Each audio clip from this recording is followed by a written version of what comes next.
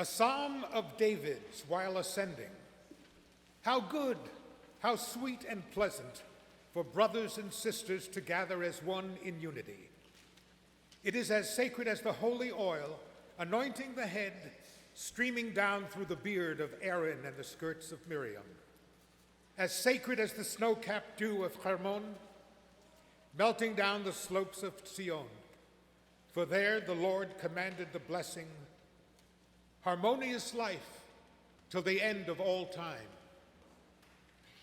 Shir ha'ma'alot leDavid, hine matov uman na'im, shevet achim gam yachad.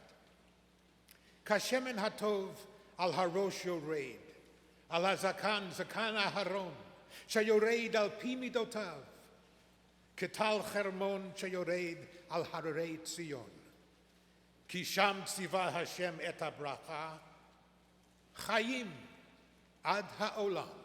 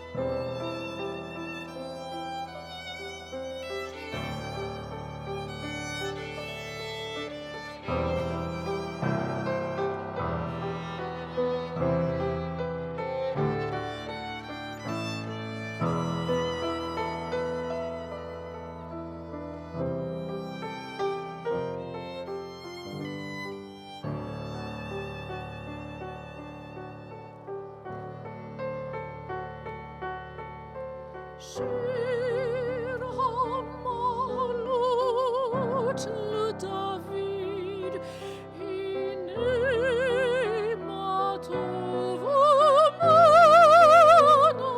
na'im, shevet achim gam yachad.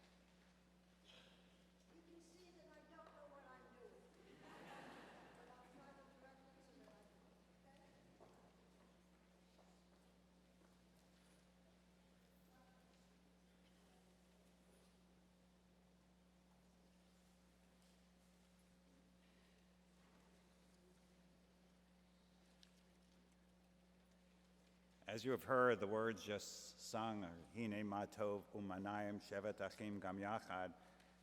Behold, how good it is for all people to dwell together. And what make it even better is if you would just make sure you've turned off your cell phones.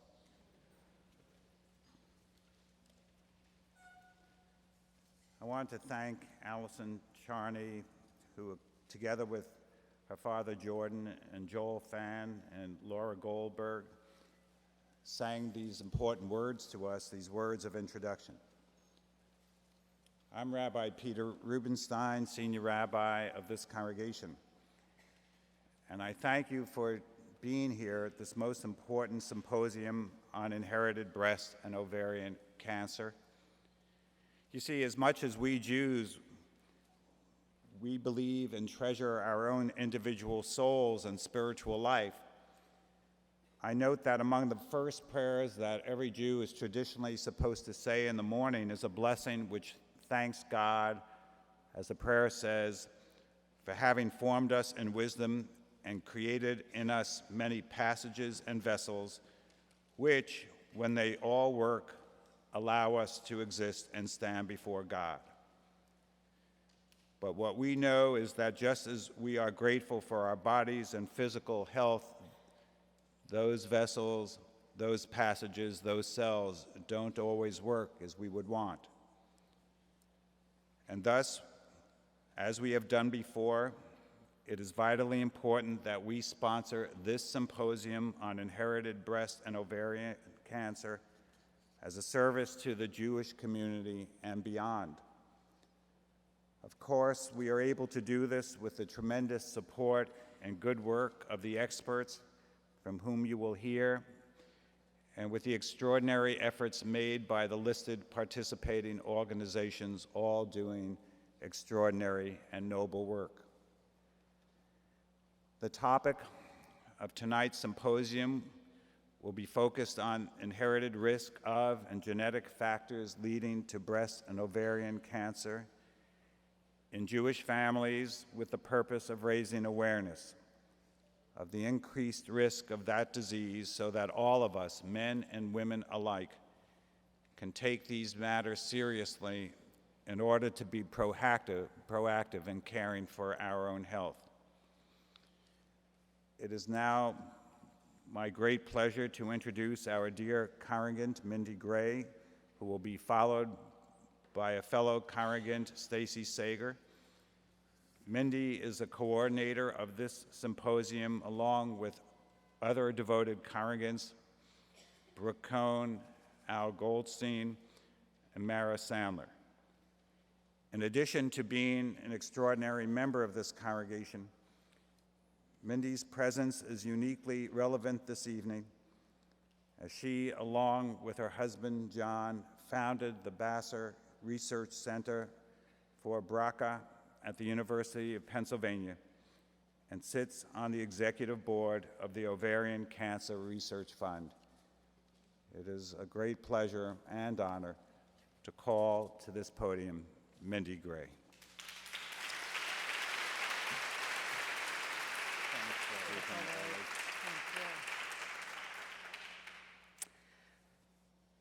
Do you like my teal dress? I want to welcome all of you to Central Synagogue this evening and to extend a huge thank you to Central's clergy, staff, and especially Daniel Nadelman and his associates, Rashmi and Kaimana, who worked tirelessly to bring this symposium to life.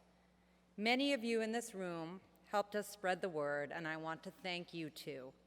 Brooke Cohen, Barbara Fedita, Al Goldstein, Mara Sandler, and I set out to organize this evening because when it comes to BRCA, we believe in the power of knowledge. Unfortunately, my journey here has been deeply personal. In 2002, I lost my sister Faith to ovarian cancer.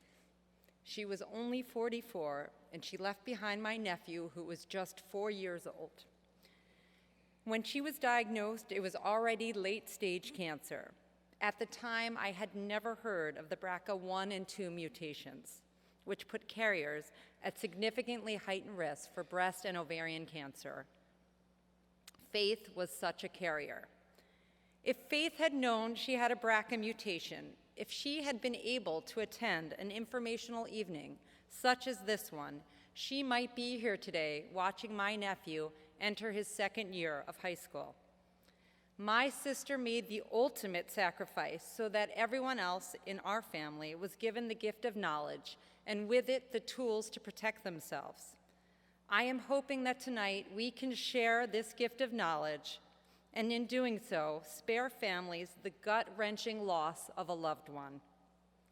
Soon after Faith's death, I joined the board of the Ovarian Cancer Research Fund, and then a year ago, my husband John and I founded the Vassar Center at the University of Pennsylvania. The Vassar Center stands as the first comprehensive BRCA-focused institution in the world and is committed to funding cutting-edge scientific research and supporting BRCA-positive individuals and their families.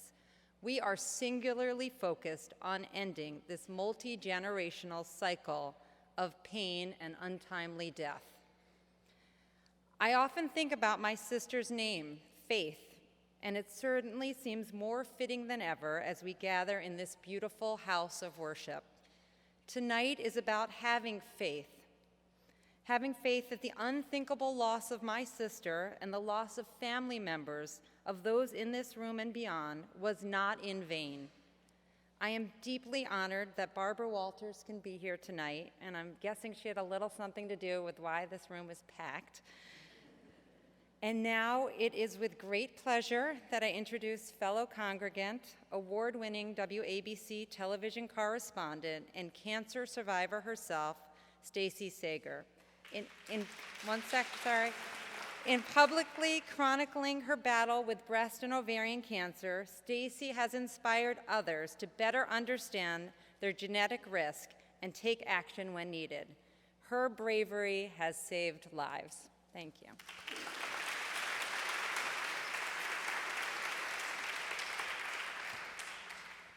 Wow, nice turnout. I'm so honored to be here today to address you on this topic that I'm so passionate about. So there's an old Yiddish saying, and Rabbi, I'll try not to butcher it too much. Zum Schlemazel muss men euch mazel hoben, I think. It means, even for bad luck, one needs luck. Now, I thought a lot about this saying, not just because it's something my grandma Millie would have said, but I think it pertains to my life a little bit. The bottom line is, there's a little bit of luck in everything, right? Even the bad stuff. I consider myself incredibly lucky and sometimes incredibly unlucky, depending on what sort of day I'm having. I had two kinds of cancer before I turned 45. Breast cancer when I was only 30, and an early stage of ovarian cancer 13 years later. I beat both of them, and in between I got married and had two beautiful children. My breast cancer was non-invasive, detected from my very first mammogram back in 1998, which was 10 years earlier than normal because my mother had breast cancer when she was only 39, and she died from it at age 44. I had a bilateral mastectomy, I never looked back, and I've been fine ever since. Fast forward 12 and a half years, I just had my second child, and my doctor and my sister were beginning to nag me about the genetic testing, which I probably should have had right after the breast cancer when I was much younger, but I figured I already had the breast cancer. The odds were pretty strong I had the BRCA mutation. After all, there was even more of a family history for me. My grandmother had ovarian cancer, my great-grandmother survived breast cancer and died of old age. My mom was really the unlucky one with the early onset of the breast cancer, and then myself, of course. My sister tested negative for a BRCA mutation, but was told that she wouldn't know for sure that she was a true negative until I was tested. A dear friend of mine, my age, got metastatic breast cancer that same year, and I knew it was time to get tested. Not surprisingly, I do have the BRCA1 mutation. Once again, some bad luck. But what I didn't know yet is that bad luck would actually save me from something far worse. According to my doctors, BRCA1 meant about an 80% chance of breast cancer in my lifetime. Been there, done that. But also a 40 to 60% chance of getting ovarian cancer in my lifetime. And that really scared me. And so I decided to listen to my doctors, and boy, did it pay off. I went in for what was supposed to be prophylactic surgery to have my ovaries and fallopian tubes removed. Well, 10 days later, I got the call from my doctor that there was cancer all through the lining of both of my tubes. It was something called STIC, which stands for serous tubal intraepithelial carcinoma, basically a pre-invasive form of ovarian cancer. The doctors told me that in many of the BRCA cases, that's really where the ovarian cancer is starting, in the lining of the fallopian tubes. Mine hadn't even burst through the lining, hadn't even hopped to my ovaries yet. And while chemo was discussed, it was canceled after I had even more surgery, and doctors had a national discussion of my case. Seems it's pretty rare that ovarian cancer is found that early. Cases like mine are what was called a data-free zone. Basically, that meant that the smartest person in the room didn't even have the answer. And so I live my life now. I had a CAT scan. I had a CAT scans for the first year and a half, actually, and now that's no longer necessary. I get CA-125 screenings, I get a lot of checkups, and yes, I'm the kind of person who brings an umbrella on a cloudy day. I truly believe that knowledge is power. If you ask me if the cancer could come back, I'll tell you, I certainly hope not. My doctors doubt it, but we can never be sure. What I am sure of is that genetic testing saved my life. If I had waited even 6 months, my doctor said I could have had invasive ovarian cancer and died. Yesterday was my birthday. I turned 46 years old. That's 2 years older than my mother was when she died. And while I wish she was here, and I loved her dearly, I know that wherever she is, she's smiling because I've beaten the odds twice now, and that perhaps my own blend of good luck and a little bad had everything to do with it.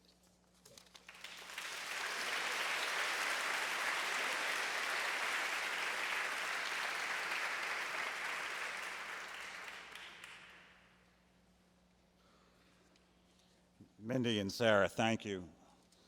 From your courage, we gain strength, and I would suggest that Mindy, your sister, and Sarah, your mother, are here tonight. They're not only in you, Stacy, I'm sorry, Stacy. They're not only in you, but they're in the stories you tell, and in fact, hopefully the results that we'll garner from tonight. It's now my great pleasure to introduce our moderator for the evening, although she needs no introduction at all. For in some ways, she has been part of the lives of some of us for decades. Barbara Walters is a pioneer of American television, the first woman to co-anchor an evening news show in the United States, and an unparalleled role model for those in the field of journalism and beyond. In addition to being co-host on The View, Ms. Walters is best known as one of the top American television interviewers, having interviewed and addressed every U.S. president since Richard Nixon, interrogating world leaders and celebrities, and challenging and enlightening audiences through her powerful and thought-provoking conversations. I would like to thank her for joining us today and helping the greater New York Jewish community further understand the risk factors for breast and ovarian cancer, as well as the opportunities for prevention, early detection, and treatment. I would also like to take this moment to thank all of the supporting organizations who have graciously provided us with their informational material, which we will pass out at the end of the panel discussion.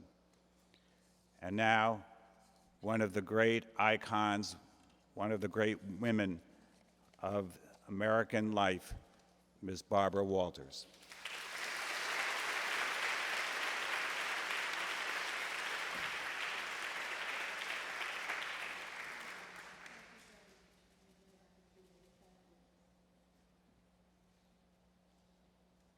I hate being called an icon.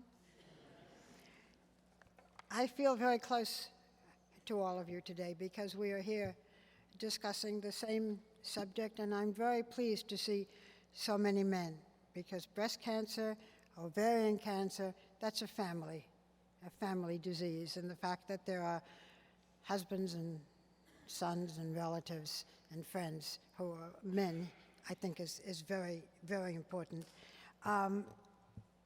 The stories that I just heard were very touching. My birthday was just this past week. I wish I could say that we were the same age.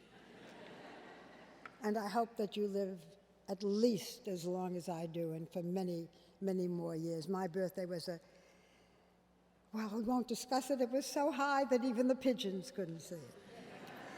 I have a personal feeling. You know, when I heard the stories, I thought, there's almost no one here, I'm sure, who hasn't been touched in some way or other by cancer in the family, whether it's breast cancer, ovarian cancer, whatever the cancer may be.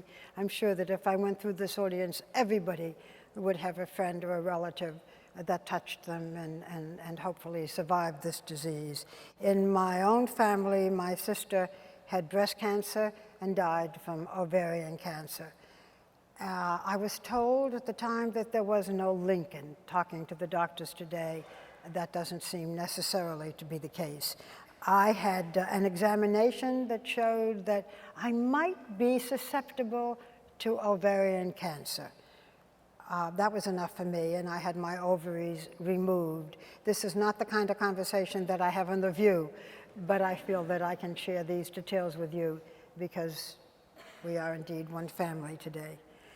This year, the topic of BRCA1 and BRCA2 has made it into the national mainstream media, in great part from a woman who isn't Jewish, Angelina Jolie. I think she gave most of us an understanding, those of us who didn't have it, of what the disease could be. She gave courage to people who had to have mastectomies and had to have other treatment, and I think it's a wonderful thing that she was open about her own condition. And yet, despite all the news stories, one fact often goes missing, that BRCA mutations are much more common in Ashkenazi Jews, and therefore the issue of hereditary breast and ovarian cancer is even more pertinent to all of us in the Jewish community. Here are some of the facts. 1 in 40 people of Ashkenazi Jewish ancestry carry a mutation in the BRCA1 or the BRCA2 genes, a 10 times greater probability than that of the general population. Women who carry these mutations have up to an 80% lifetime risk of developing breast cancer and up to a 45% lifetime risk of developing ovarian cancer. Did you know that men can also carry these mutations, and they have an increased risk of prostate and breast cancer? So what we've done today is we've gathered together expert clinicians and researchers to learn more about these diseases, how you can determine the risks, and what you can do about them. So let me introduce to you our very distinguished panel. Each of them has experience in this area, but also has very special knowledge. I told them to argue with each other. You know, there's always that second opinion, so I expect this to be a spirited discussion with these great doctors. Let me introduce our panelists to you. Dr. Carmel Cohen, Dr. Susan Domchek, Dr. Noah Kau, and Dr. Julia Smith. Welcome.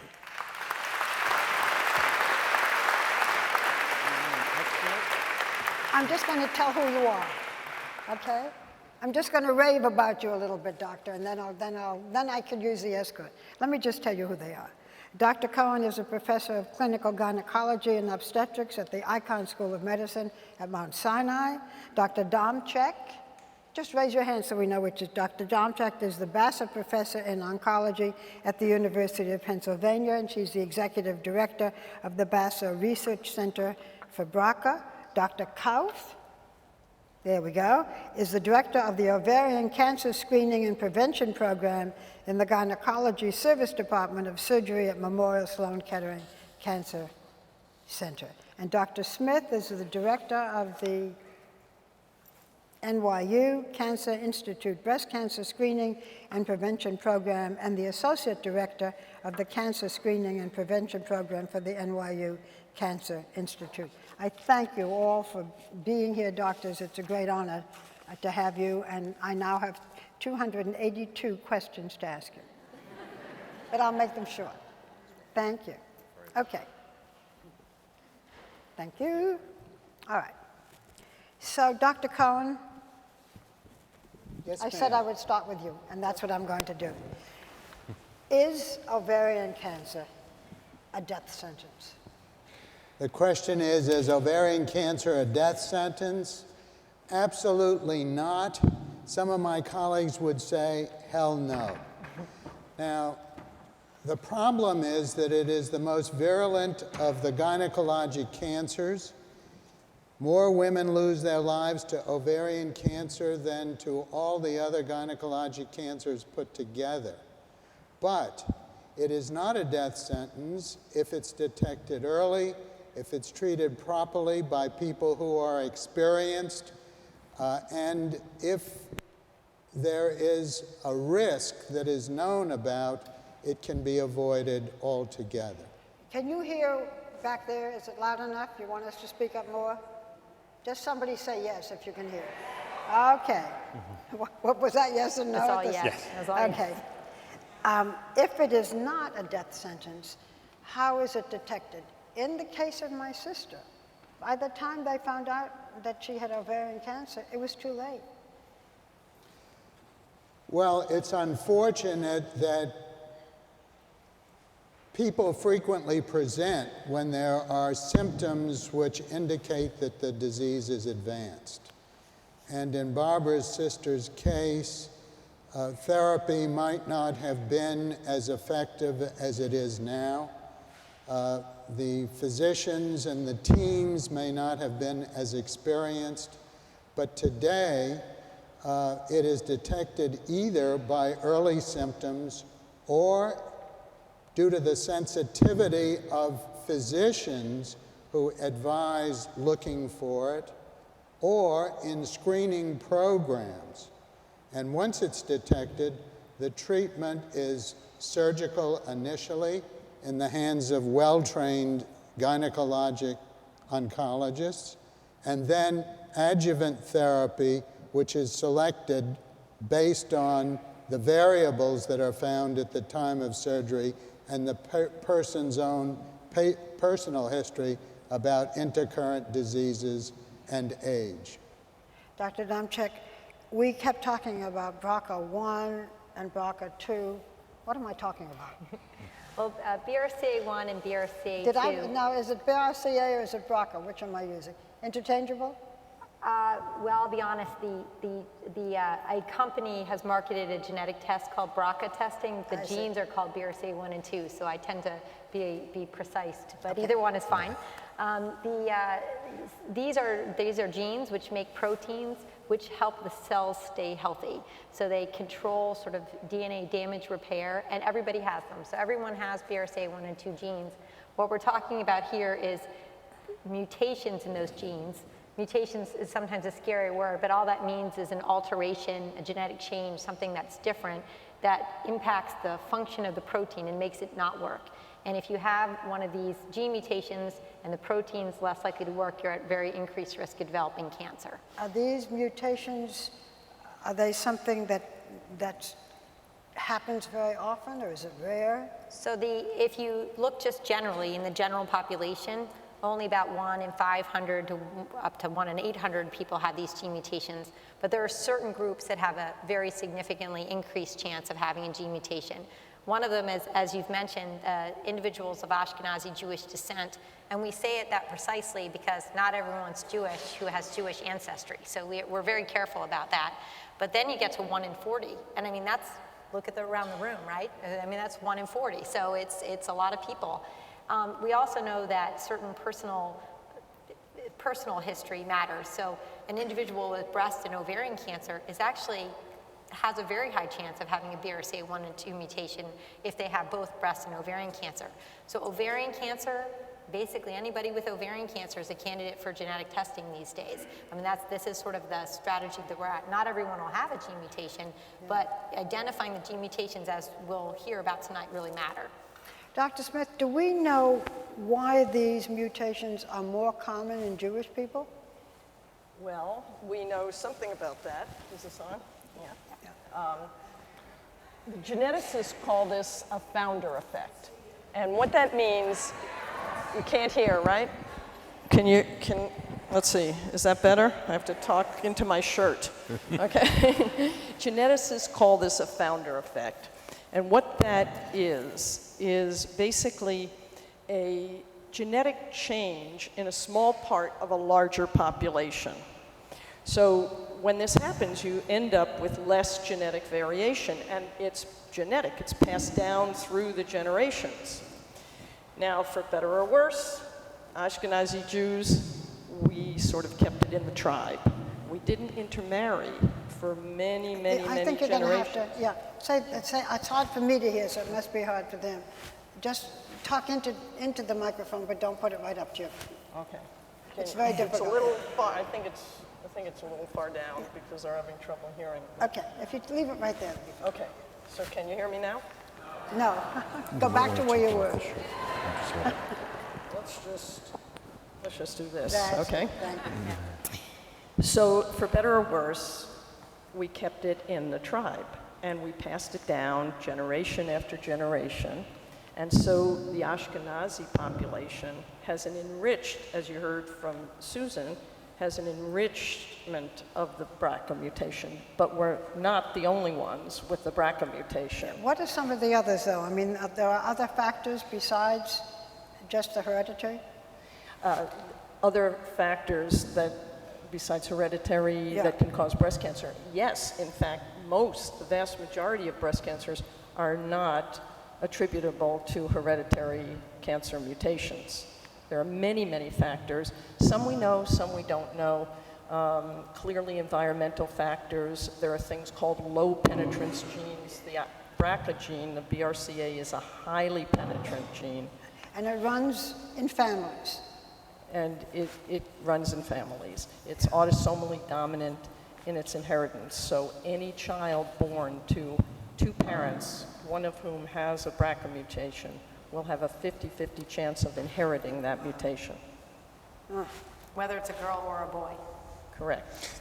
And it's important to keep in mind also that it can come from the father's side of the family as well. What happens very frequently is BRCA mutations are actually inherited through the father's side and can actually equally come from the father's side or the mother's side. But there's a common misconception that because the cancer, either breast cancer or ovarian cancer, is on my father's side, I don't have to worry about it. And actually that's incorrect. Because of the way these are transmitted, it can come equally from either side. Well, how do you determine if you have these cancer risks? And if so, what do you do about it? Well, there are a couple of different things, and as Dr. Smith was saying, there are a number of risk factors for breast cancer. Similarly, there are a number of risk factors for ovarian cancer. Importantly, all women are at risk for these cancers. 1 in 8 women will get breast cancer in their lifetime. 1 in 70 women will get ovarian cancer in their lifetime, even if they don't have an inherited risk. But there are certain factors, and family history being the most important in the Jewish population, can dramatically increase that risk.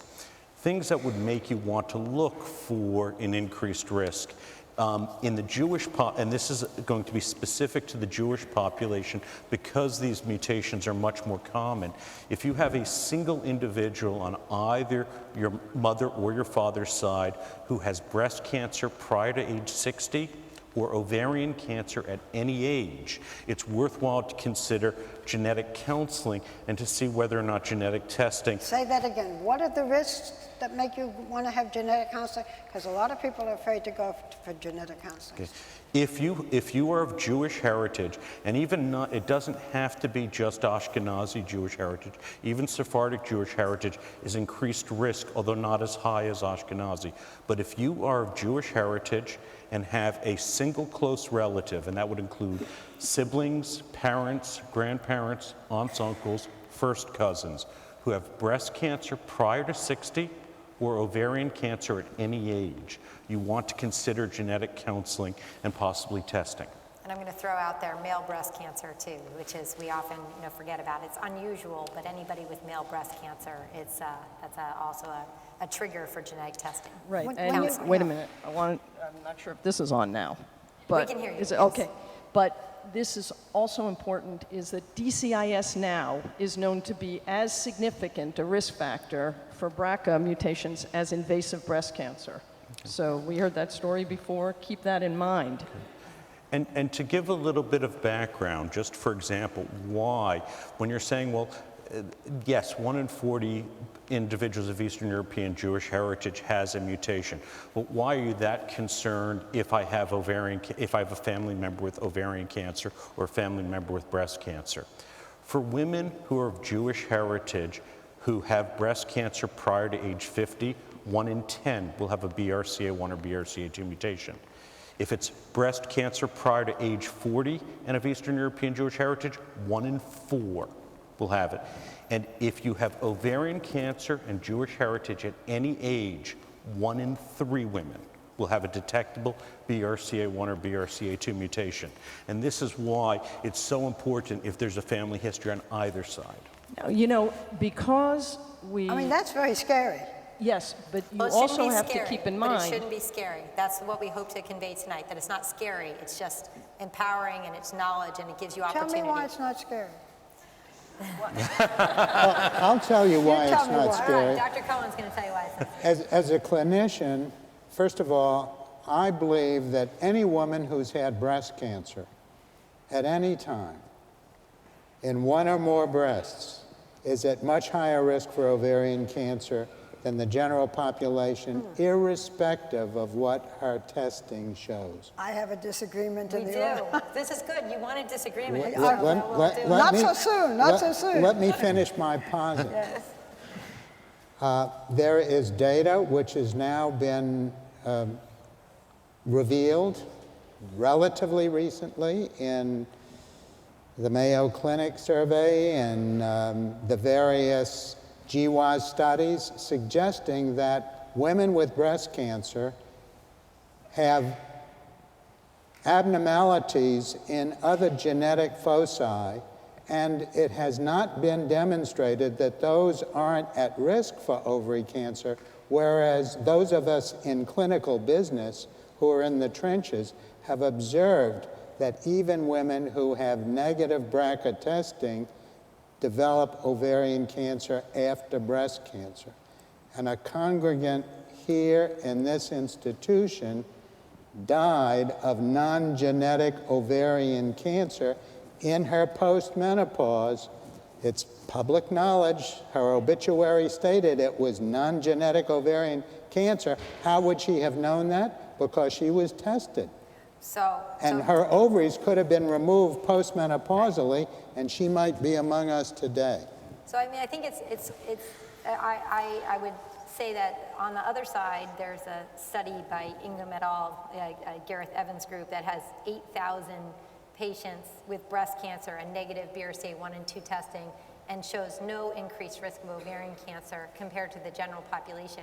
The hard thing is that no increased risk of ovarian cancer is not the same thing as no risk of ovarian cancer.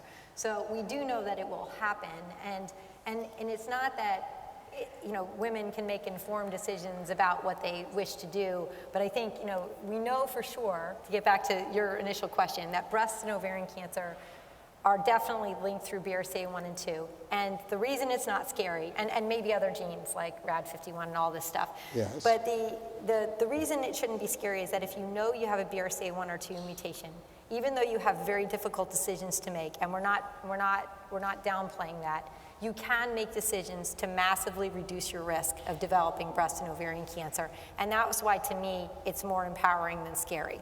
Well, let me ask you, either one of you, this. Women now are told by their doctors to self-examine. So it works or it doesn't work, and you go to your gynecologist and they feel your breasts, and it's breast cancer, breast cancer, breast cancer. And that's important. But ordinarily, a woman doesn't come to a doctor or gynecologist and say, check me for ovarian cancer, right? So what should be done about that? Well, there is no good screening test right now for ovarian cancer, so that's one problem. We have good screening tests for breast cancer. We don't yet have a really accurate screening test at all for ovarian cancer. But what I would say about this discussion is that, ovarian cancer in the general population is extremely rare. It's not at all rare in the BRCA population. If you have a relative who had ovarian cancer, BRCA positive or not, you have to consider yourself possibly at risk for ovarian cancer, in addition to the fact that many Ashkenazi Jewish families, many of us, don't have huge families to look at. There aren't tons of children, or there were Holocaust victims, so you can't just rely on these sort of, extensive pedigrees. But coming to the issue of if you find out you are at risk. Yeah. As Dr. Smith said, at the moment, although there's some studies that have given early data that we might have some improvements in ovarian cancer screening, at the moment there is no screening test for asymptomatic women which has been shown to improve survival for ovarian cancer. But there are proven methodologies for reducing the risk of ovarian cancer in the setting of an inherited predisposition. The one thing which can be done even while a woman is in the childbearing years is oral contraceptives for as little as 3 to 6 years may reduce the risk of ovarian cancer by as much as 50%. We actually know in the general population that protection is long-lasting and can persist for 30 years beyond stopping the oral contraceptives. And for women with BRCA1 or BRCA2 mutations, we know it persists for at least 15 years after stopping. And for the women who have the tremendously increased risk of ovarian cancer because of a BRCA1 or BRCA2 mutation. And to put this in perspective, 1 in 70 women in the general population would develop ovarian cancer in their lifetime. In the setting of a BRCA1 mutation, that becomes 1 in 2. If it presents as an advanced stage, we cannot cure it. Or it is very difficult to cure. We may be able to cure in a few situations, but it's very difficult to cure. But in that group, we can actually have a proven strategy for risk reduction. Both Dr. Domchek's group and our group at Memorial Sloan Kettering have actually been doing research for over the last decade, specifically looking at prophylactic removal of the ovaries after childbearing is complete. And if Under what conditions? After childbearing is complete. Why would you remove the ovaries? What is it you found? If you have just finding that you have a BRCA1 or BRCA2 mutation. And it turns out by doing that, you actually reduce the risk of ovarian cancer by about 85 to 90%. You actually, if it's done premenopausally, reduce the very high risks of breast cancer by between 40 and 70%. And Work that Dr. Domchek published about 2 years ago actually showed that removing the ovaries premenopausally, women lived longer. And we have good data that it actually will improve survival. Yeah, but when? I mean, you know, at what point we're talking about removing the ovaries. Right. First of all, so what if you're not going to have a child? Does that matter? Does that change your sex life? And I'm not kidding. Well, no, I think that this is actually the timing of when you should have your ovaries removed is a really difficult discussion that we have with individuals, because yes, it impacts things. When you remove the ovaries, you know, by age 40, which is often what the recommendations say, they say 35 to 40 and once childbearing is complete. But of course that relies a lot on what your life is like and have you finished having your kids, and there are a lot of factors, which is why, you know, one of the questions is why is genetic counseling important? It's important because it's complicated and guidelines are not your life and you have to factor that all in. And when you have your ovaries removed, you know, at that young age, yes, you go through immediate menopause and there are hot flashes and night sweats and vaginal dryness and potentially long-term complications for your bone and your heart. Now, Wait a minute. that's Just a all minute. true. Now wait, you didn't let me finish. But there's also... It gets worse when she finishes. But there's also some evidence that we can add back hormone replacement therapy and mitigate some of those symptoms. And I'd rather have somebody's ovaries out and not get ovarian cancer and give them back and make it, you know, better to have undergone oophorectomy. Now go. I'm glad you would. Yeah. But the fact is that it's not that there is some evidence, there is huge evidence. Not only that, a woman can have, if she can work it out with her therapeutic team, she can have her eggs frozen. She can have her ovaries and tubes removed. They can be, these frozen eggs are still useful and can be inseminated and inserted into her uterus with no peril to her. She can have children. Or, once she knows she's at high risk, she can be followed very carefully until she doesn't want to have reproduction anymore. And even the data which has been presented by the geneticists here would tell you that it is safer in the BRCA people to have the ovaries removed and to take hormone replacement. That even doesn't eradicate the benefit of ovary removal as far as preventing breast cancer is concerned. But can I think that's a fair statement. Yes. Well, Can I- that's can what I our ask data you, shows. as part of that- One other thing. Yes. There were avenues of replacement which are no longer the best avenues. Now, transdermal absorption of certain estrogens eliminates the old system of oral tablets which presented a hormone that came from a different species. And there is the challenge of two species producing inflammation, which may be a precancer development.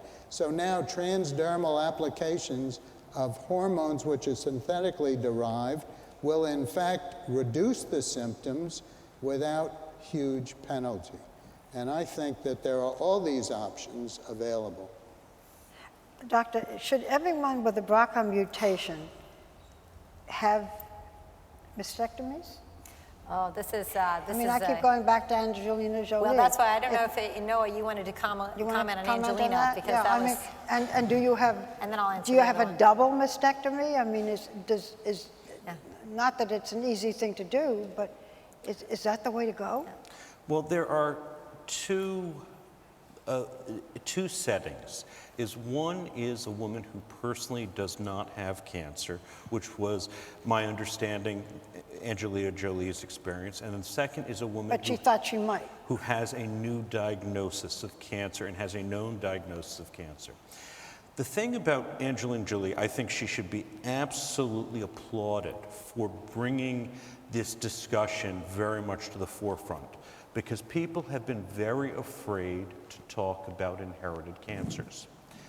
The one thing, and actually this was not Angelina Jolie's fault, the piece in the op-ed piece as well as additional materials she and her people put out, I thought were very balanced pieces. She said prophylactic mastectomy is the right goal for me. But interestingly, we have very good methods of reducing risk of dying of inherited breast cancer. I'm going to let Dr. Domchek and Dr. Smith address that. But the one thing which I want to mention is at Memorial, we follow the largest single institution cohort of BRCA mutation carriers in the world, and Penn actually follows one of the 2 largest multi-institution ones in the world. But after Angelina Jolie, I looked at our data and I looked at how many women with known BRCA1 or BRCA2 mutations who did not personally have cancer have elected mastectomy. Why? I was curious to see, is 90% electing mastectomy, is 25%? And it turns out it's about 1 in 4. Yeah. It's because screening is a very reasonable option for breast cancer, even in the setting of inherited risk. I think one of the challenges is, and this is kind of the devil's in the details of your personal story and your situation, is that, unlike ovarian cancer where our screening options are limited, most cancers are caught late stage. In breast cancer, we have better screening and most cancers are caught early. But this is where you have to have a larger discussion, and this is why it's always hard in these forums to convey the nuance. But BRCA1 and 2, we're talking about like they're the same thing, but they're not, which is the BRCA1 related breast cancers are different from the BRCA2 related breast cancers. They tend to occur earlier. They tend to be what we call triple negative. They more often need chemotherapy. So we know that prophylactic mastectomy is the most effective way to not get breast cancer. But actually, we don't have evidence right now that mastectomy necessarily saves your life. So that sounds like it should be obvious. But if you didn't have that gene, if you didn't feel that you were particularly susceptible, why would you do this? Well, there's another parallel story that's going on in the United States, which is that a large number of women who are diagnosed with breast cancer in one side are choosing to have both their breasts removed, regardless of whether they have a BRCA1 or 2 mutation. And so these women, it's really important to realize that if you are diagnosed with breast cancer, that having a bilateral mastectomy doesn't reduce your chances of dying from that breast cancer. What it does is decrease your chance of developing a second breast cancer. And that might sound like a subtle difference, but most women who don't have BRCA1 or 2 mutations don't have a super high chance of developing a second breast cancer. But it's never 0. So there's an interesting discussion there with this rise in bilateral mastectomies. Are we doing a good enough job as physicians? And I'm looking at Dr. Smith because I think she'll have comments of discussing this with we're people. talking about, at this point, genetic counseling would come in. So as a counselor, what would you say? How would you answer this? Well, I think the genetic counselors have a very important role. I just want to say something about what Dr. Domchek was saying and Dr. Kauf. It is true that generally in this country, the uptake of bilateral mastectomies is about 30% in the BRCA population. That's way higher than what it is in the rest of the world and in Western Europe. So when you're thinking as an individual about how you want to approach risk reduction for breast cancer in a BRCA carrier, there are factors we just don't understand, and there are very individual factors as well. So some, as I think was being alluded to, is a woman's own personal, tolerance for risk, because we don't know everything. And the fact is that there probably are, as Dr. Domchek was saying, there's a difference in BRCA1, BRCA2. There are probably differences in the same BRCA mutation in expression in different families. So it probably does matter. We can't count on it, but it matters if your mother and your aunt and your sister got breast cancer in their 30s compared to with that same mutation as in their 60s. So let me ask a general question, doctor, as I look at our audience here. Breast cancer, again, our doctors tell us what to do. We have examinations and so forth. If you are concerned about ovarian cancer, should you go to your doctor tomorrow and say what? Or even if you're not concerned, should every woman here go to her doctor and say, ovarian cancer, I haven't been tested? What you should say, and what is the most important takeaway this evening about ovarian cancer, is when you go to your provider, we used to be called doctors. But when you go to your provider as a customer, you used to be called patients. What you have to say to that person is, prove to me that I don't have ovarian cancer. Automatically. You should automatically say, test me for ovarian cancer. No, you've got to say, prove to me, because that phrase will immediately challenge this provider who might think, you know, I don't know anything about this. I'm her cardiologist and I'm doing primary care as an adjunct, or I'm her gastroenterologist. And if it's the gastroenterologist, he'll get a colonoscopy and an endoscopy. And if she's having symptoms, she'll float around for 3 months before somebody finally does an ultrasound or an MRI. But doctor, every patient should go to her doctor and say... patients who are at risk, and patients who are having symptoms, but I thought there were no symptoms. Well, it's no longer considered Noah a can talk to silent this. disease. Noah can talk to this a lot. Can I interrupt for 1 second, just because I was supposed to mention this? We're taking questions, and you're supposed to write them down and hand them to the side. So hopefully you're generating some questions. Write them down, hand them to the aisles, and people will pick them up. Sorry to interrupt. Yeah, are there symptoms? There absolutely. Ovarian cancer has for many years been thought of as a silent disease. Yeah. And research that has come out in the last decade has shown it's a subtle disease, but in the vast majority of time has symptoms, even when it is early stage. The symptoms that have been most useful are one of 4.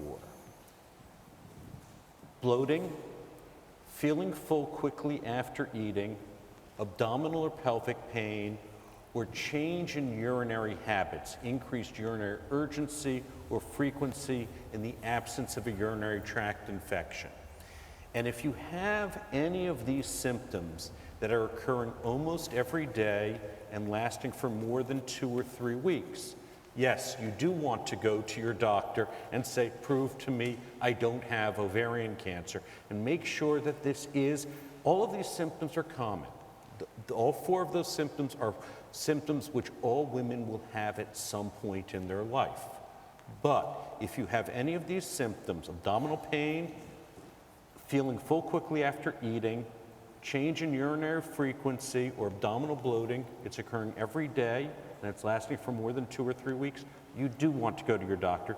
And that's when things such as ultrasound, CA-125... These are the screening tests. Yeah. Well, this is now, interestingly, it's a diagnostic test. Right. A woman is coming with symptoms, as opposed to, at the moment, it's not clear that in the absence of having any symptoms, that every woman should be having a CA-125 or every woman should be having an ultrasound.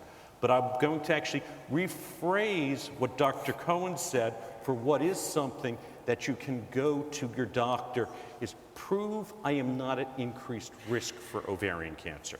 Not prove that I don't have ovarian cancer, because the only way I can do that is take you to the operating room. But by looking at your family history, looking at other risk factors, for example, do you have a history of infertility or difficulty getting pregnant? Do you have a history of endometriosis? Do you have a family history of early onset colon cancer?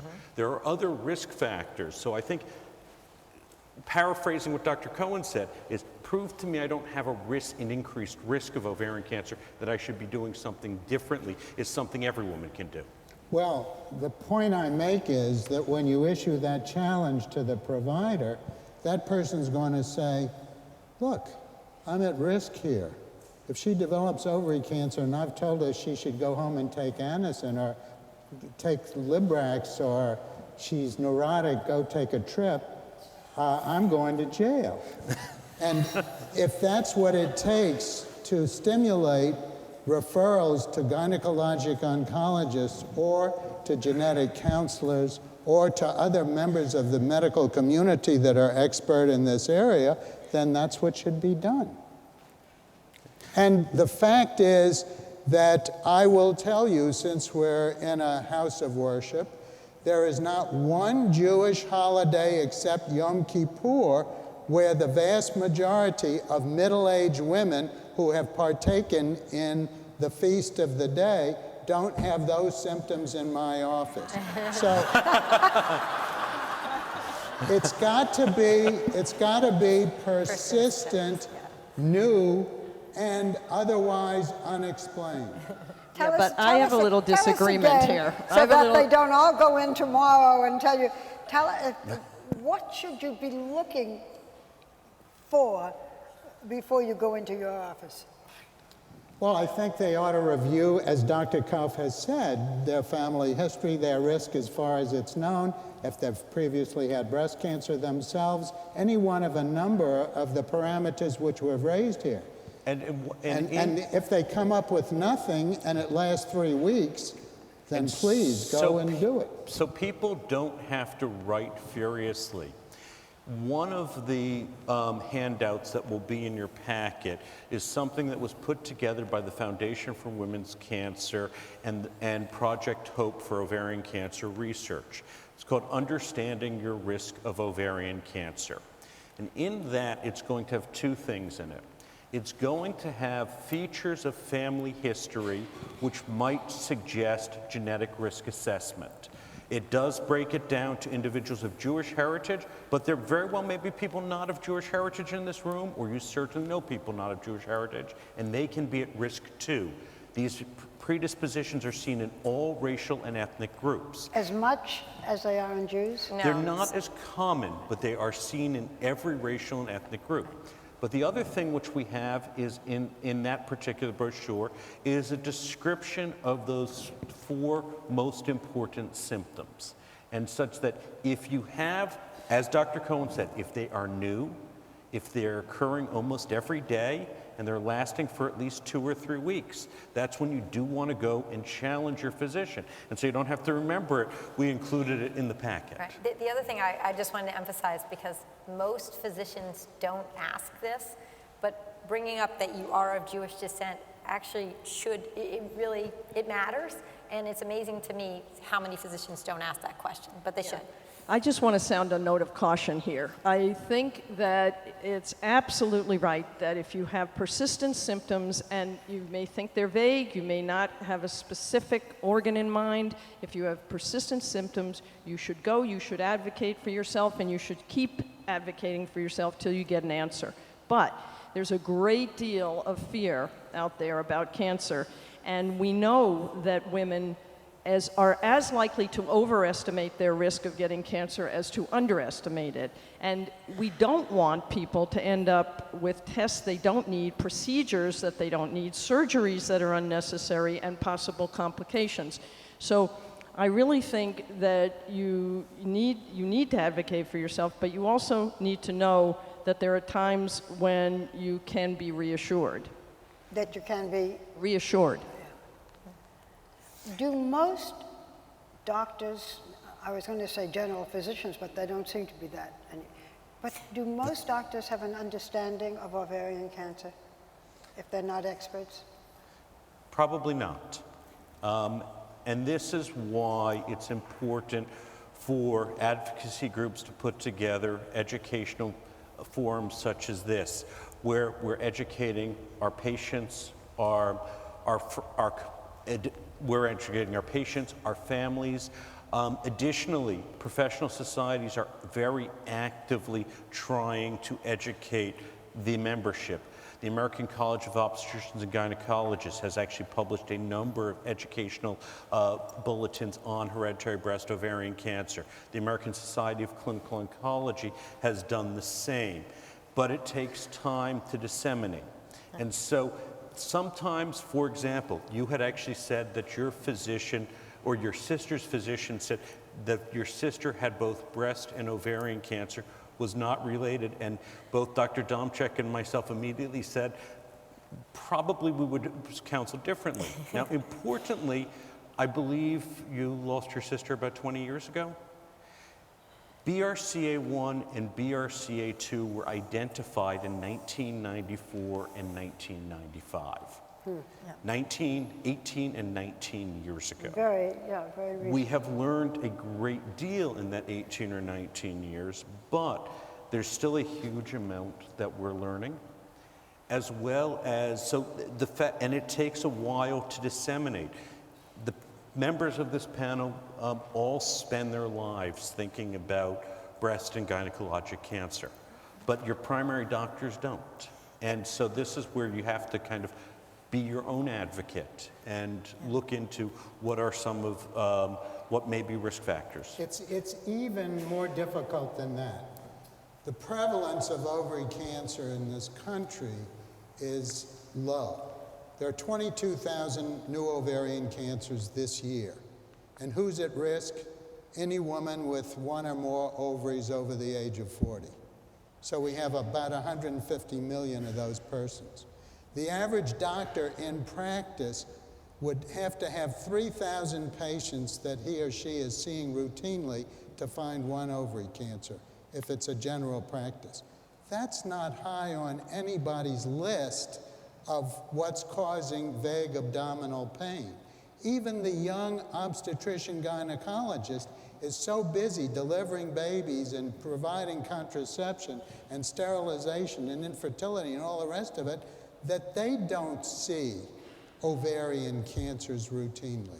So you've got to get to one of us who are different animals that don't do anything but sit at the other end of this funnel, and we see ovarian cancers all the time. So, doctor, you go to your doctor and say, I have this funny pain.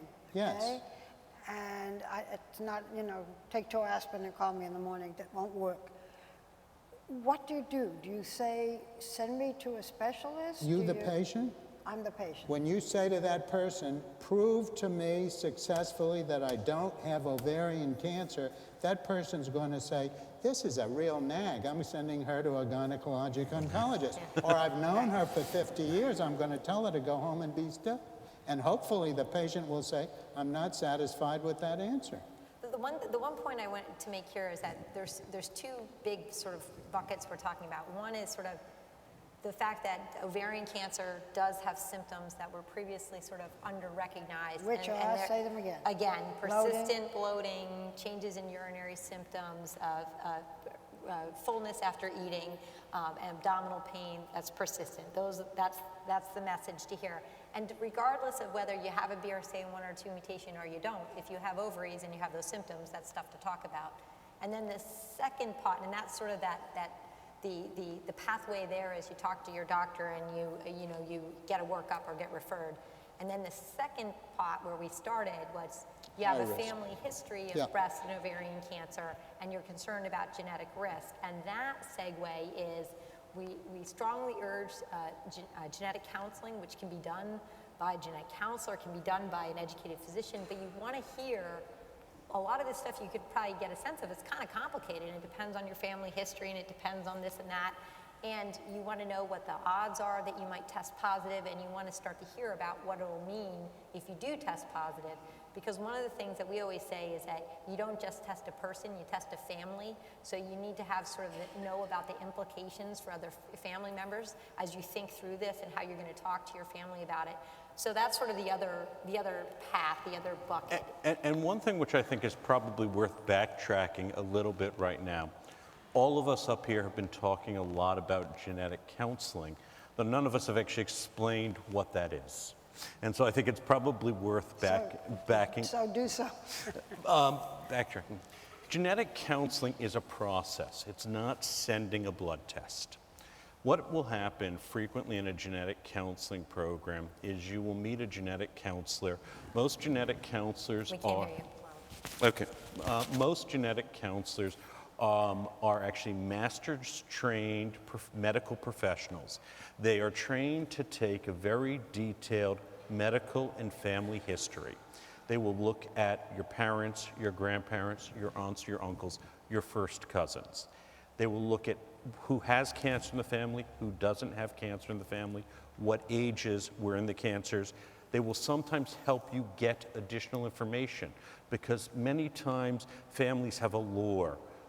Great Aunt Gertrude had some kind of woman's cancer, and trying to figure out whether or not that was in fact cervical cancer or ovarian cancer can be critical. The first process which the genetic counseling is to put together the family history and say, does the constellation of cancers in the family raise suspicion of an inherited risk?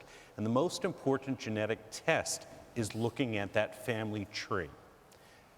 Many times when you look at that, you can actually provide great reassurance, because you actually have people who are coming in and say, well, I had a grandmother who had breast cancer in the 70s. I am at incredibly increased risk. I need to be getting mammograms and MRIs, and people are very worried. And one of the things which genetic counselors can do is actually provide reassurance for individuals who there isn't a suspicious of risk.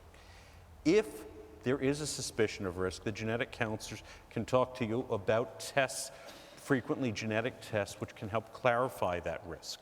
And they can talk to you what the genetic tests can tell you, what it can't, and what are strategies which you might do to reduce risk if you're found to have an identifiable predisposition, such as a mutation in BRCA1 or 2, or if you don't. And then no one forces you, makes you stick out your arm and is going to take blood against your will.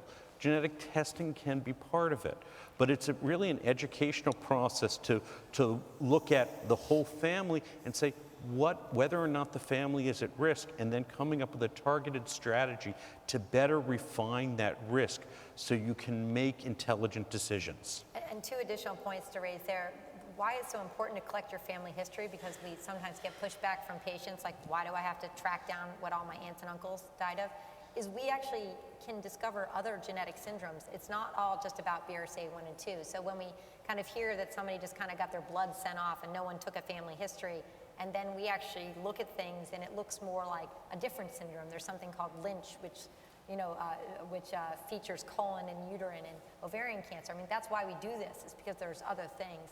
And I'll also mention, because it's often on people's mind, that the Genetic Information Non-Discrimination Act was passed in 2008 and prohibits the use of genetic information to be kind of used against you. And although it has some limitations, even before GINA passed, we hadn't really seen it in practice happening. And in fact, when it was going through Congress, they were asking us for patient samples to show, why it was needed. And I don't know about you guys, but we didn't have any patients to give them because we had never really had an issue with it. But the fact that legislation exists should provide some reassurance. Is it always necessary to know this? Isn't it sometimes? I keep using the word scary, but should everybody know this? Yeah, I mean, this is why there's a process of genetic counseling, by the way, because for some patients, we want to go through that process with them. What worries me is that there's people out there who are too scared of the information, and even when there's gene mutations in the family and they choose not to be tested because it's scary, I would rather have someone come in and get screened, start breast MRIs, at least, talk about ovarian cancer screening, than hide. We won't force anyone to get testing, but we can come up with a strategy for screening even if they don't want to get tested. Well, I want to make 2 points about this genetic counseling, which I think just add to this and are important. One is about what Dr. Domchuk was saying. It's not just what the rest of your family has in terms of cancer. When you go to a genetic counselor, it's important to bring with you information about your own medical history unrelated to cancer, because many people don't realize that there are clues to hereditary cancer syndromes that are not related to cancer, that may be in organs you don't even think of, a lump on your skin, a spot on your cheek, things like this, mucous membrane changes. So bring with you all your family history. And the other thing I want to say, and personal history, is that the GINA Act, it was very, very helpful, but it doesn't say anything about life insurance. Right. So when I think about genetic testing by the for way, patients... is that covered by insurance? What? Is genetic counseling covered by insurance? Most of the time, yes. Yeah. Okay. But when I think about genetic testing, I divide people into 2 groups. Those who are affected with cancer, when I'm thinking about discrimination and insurance and privacy, those who are affected by cancer and those who are not. Those who are affected, I'm not too worried about the GINA Act or any other act, because the cancer in terms of insurance trumps any genetic test. Those who are unaffected, we do have to worry about it.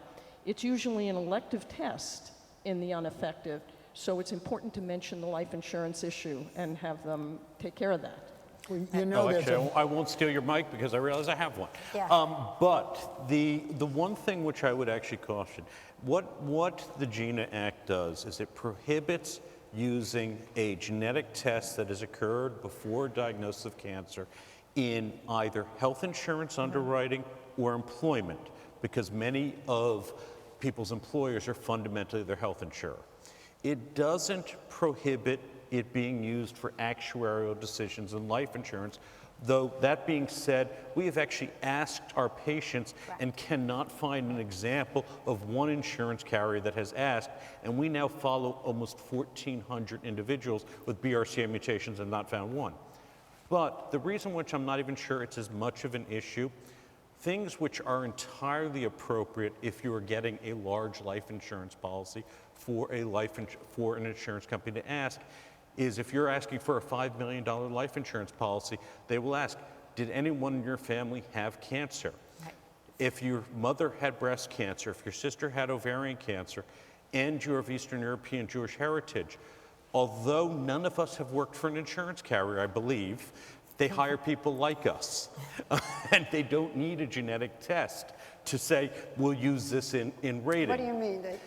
Because they're You get asked this question. You're going to be, if you're applying for a large life insurance policy, the genetic test likely can only help you by saying you're not at risk.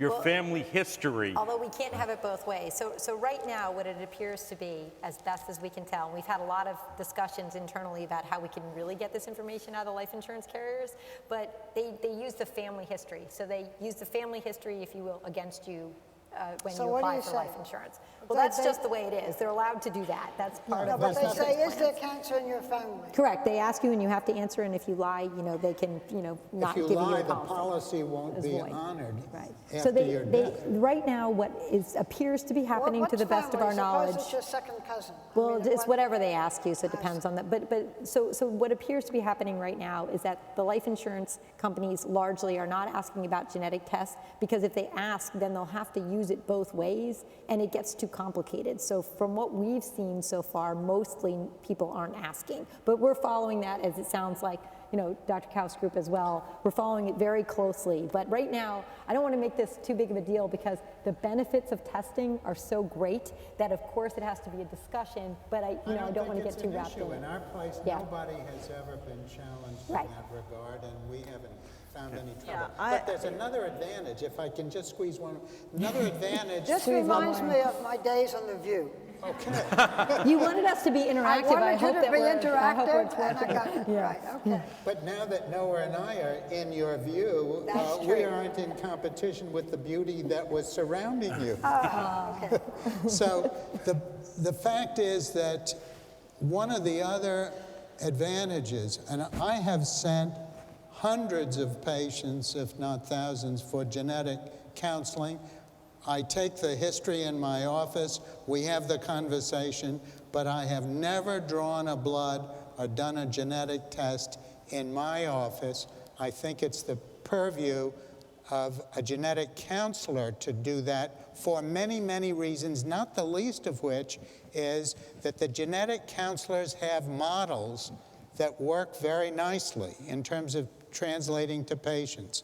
And their models may be updated more frequently than my reading of the literature allows me to absorb, so that the patients get expert views, and they are all beautifully trained. I've never had anyone complain about going to a genetic counselor once I persuaded them to go. So I think it's a huge advantage to the general community. Can I just, we have about 5 minutes left, do we? My timekeepers. If we can, a quick summary. We've been talking primarily about ovarian cancer. We have not talked about breast cancer. I guess breast cancer, we feel, is more understandable and more treatable. To finish that, we started talking about mastectomy, and I think that the issue with breast cancer is that there are more options. We have screening. If you have your ovaries out earlier, decreases risk. There's medications you can take to decrease risk. But on the other hand, having a bilateral mastectomy is the most effective way to not get breast cancer.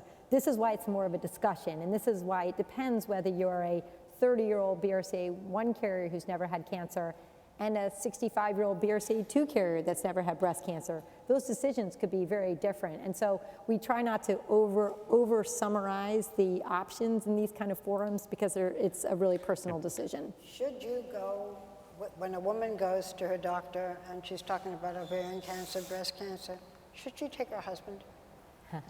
I invite her husband to come whenever he's in the waiting room, and I invite her to bring her husband whenever he's not in the waiting room. And I'm perfectly happy to talk to a busy husband on the telephone if he wants to take time to do it. And I'm happy to reiterate and repeat what I've told her, and she can get a copy of my printout of our interview and the conclusions and recommendations.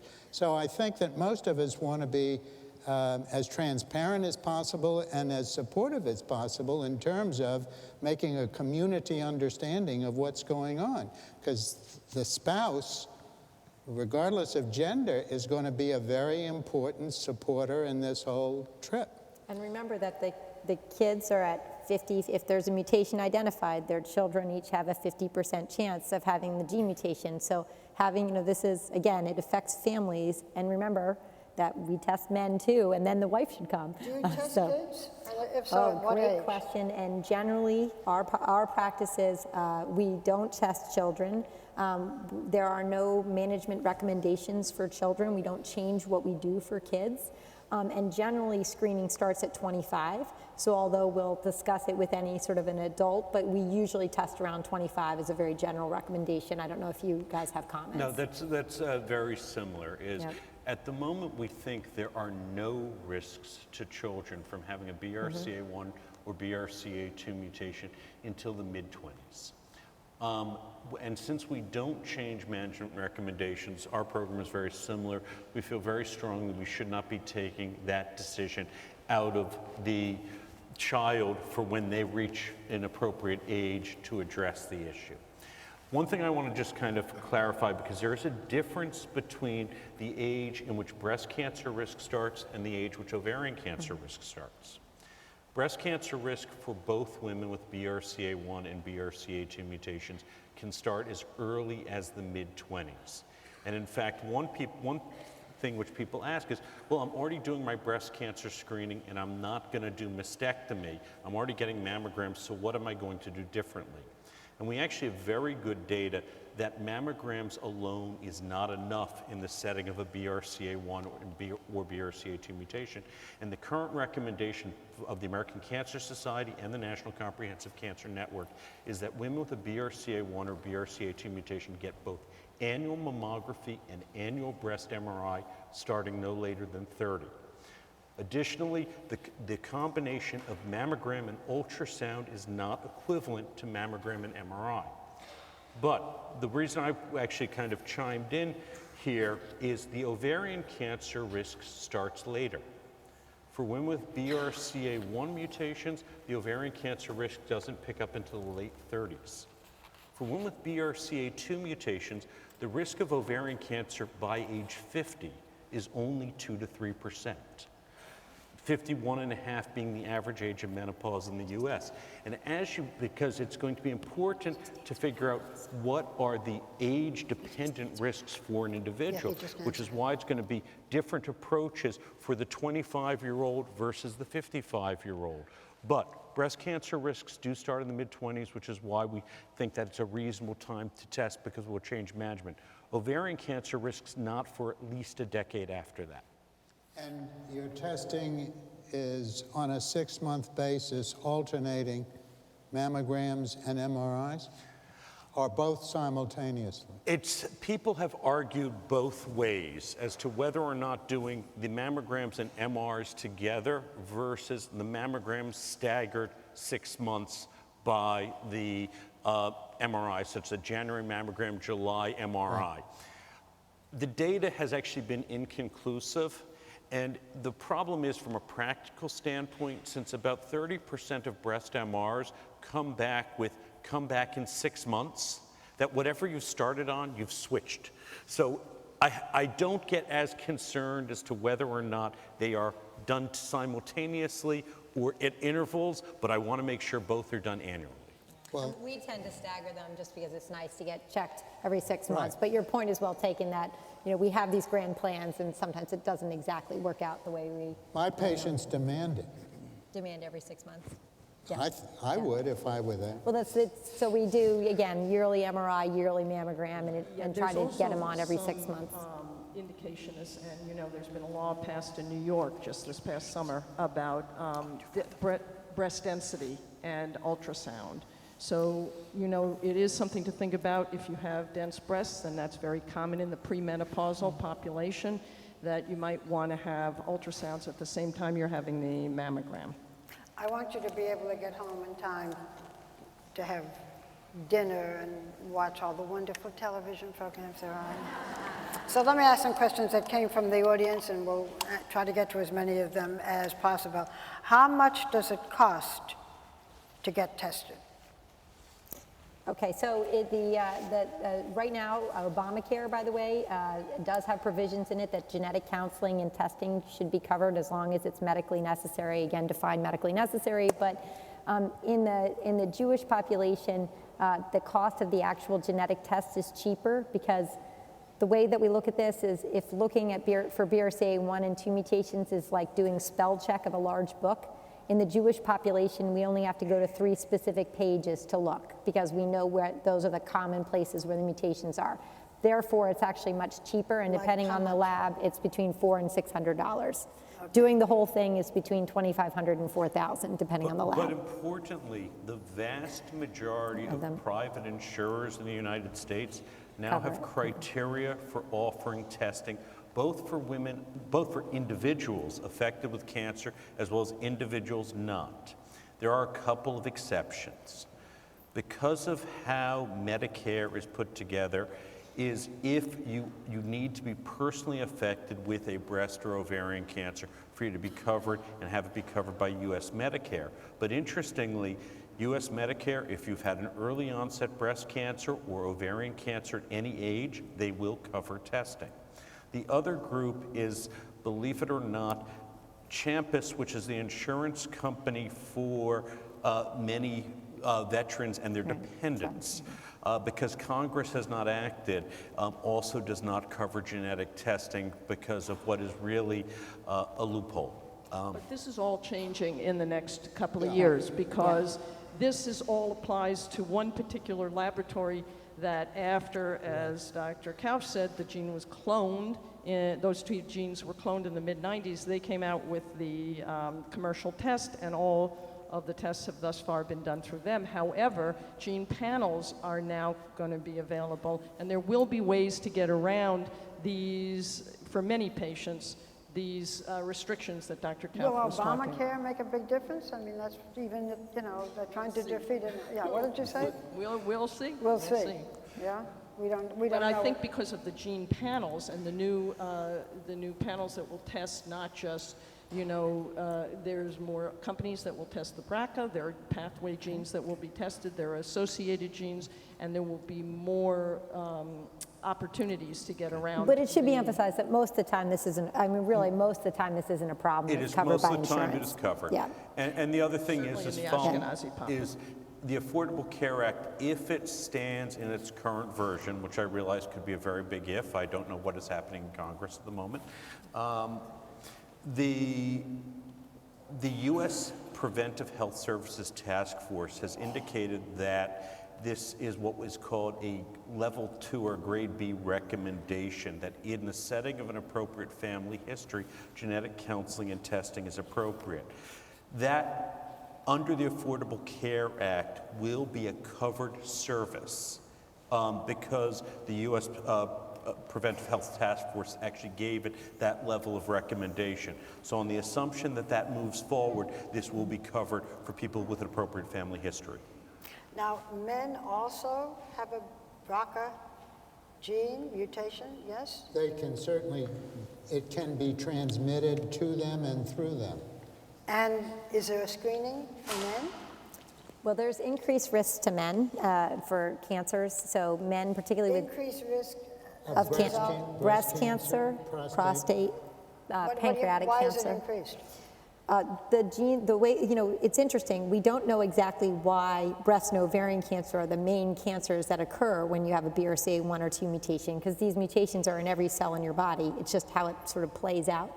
And for men, those risks are male breast cancer, prostate cancer. Both men and women have slight increased risks of pancreatic cancer. So there are other risks in BRCA2, slight increased risk in melanoma. So these are things that that are discussed. But for men, we don't have as great recommendations for what they should do, except that the whole fuss about prostate cancer screening should not really be directly related to BRCA1 and 2 mutation carriers who have an increased risk of prostate cancer. So we at least do talk about PSA screening in those individuals. So I mean, But do men come breast into your cancer. office and say, I want to be screened for BRCA?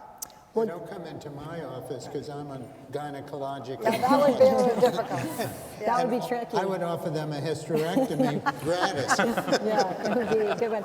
Yeah, they often come in for a number of different reasons. So again, one of the really important components is once we identify a gene mutation in the family, we very strongly recommend that all other family members have this information available so they can decide whether to get tested or not. And it's not that rare, or is it that rare? Well, again, in the Jewish population, it's 1 in 40, right? And then, you know, if you're a woman who has ovarian cancer how and you're rare is Jewish, it it's for 1 in men? 3.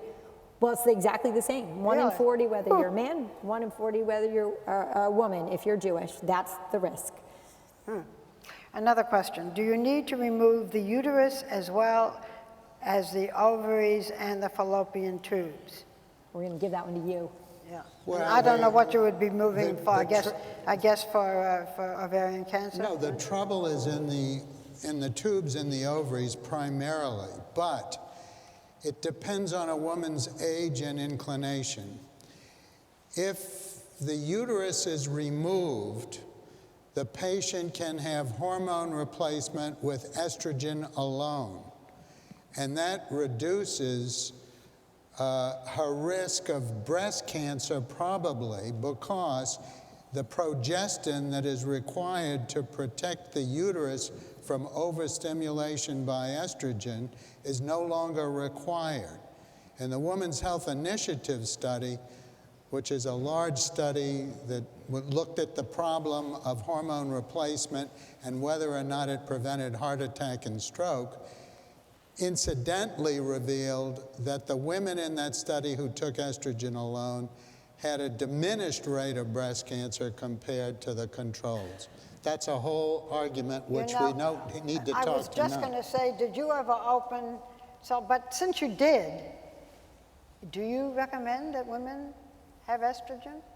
I think if they need it, they can certainly have it under controlled circumstances and with an appropriate methodology and delivery. It still is very controversial, though, isn't it? Much of life is controversial. Yeah, but you do have to be a little bit careful in the population of women who have had estrogen receptor positive tumors. Sure. So there's a couple of scenarios. You know, if you've Wait. had breast The cancer, that's question different. was put to me, do I Yes. recommend it? It Yeah. didn't, the question did not specify, would I give it to someone who's already had a hormone-dependent cancer? No, I was talking about normal, Yes, so-called. I inferred that you meant just walking around persons. Yeah, I wasn't talking about somebody who Yes, has and I cancer. think that when a woman reaches menopause, if she's symptomatic, that certainly a topical estrogen can be prescribed safely and with intermittent progestational doses, or by Topical, not a pill. I would not recommend a pill. I would recommend a skin patch, which is the size of a postage stamp, which is changed twice a week. I have no investment in any of those manufacturers. And I think that that can be safely done with either supervision by the use of vaginal sonography to rule out the possibility of thickening of the lining of the uterus. And of course, she has to go for annual mammography like everybody else. But Barbara, I need to answer a question which hasn't been asked, if I can. I'm sure that most of you have thought about the issue of why haven't these brilliant people come up with a screening test for ovarian cancer? You need to understand, please, what screening means. Screening means a test applied to the general population, which is easy to deliver, reasonably economical, and which has demonstrated the capacity to diminish mortality in the group being screened. Now, when you hear all those provisos, you will understand that with a prevalence or an incidence of 22,000 cases a year of ovary cancer, if we are to do a prospective study, first of all, we have to demonstrate the utility of the study in a small group. Then we have to randomly test the population. Then we have to follow those women for the rest of, well, for a very long time to prove that having been detected by this test diminished their death rate compared to the general population who might get ovary cancer. That is a very high bar to pass. And that's why it's very difficult to do that. Let me just, okay, I just want to, we have a bunch of questions, so I'm happy to have you add to it, but I'd like to get through some of the questions. Okay, what's the difference between BRCA1 and BRCA2, and does it matter? Well, it does matter. The reason it matters is, one, the cancer risks, these are related but distinct cancer predisposition syndromes. As Dr. Jomchek and Dr. Smith indicated, the types of breast cancer are different.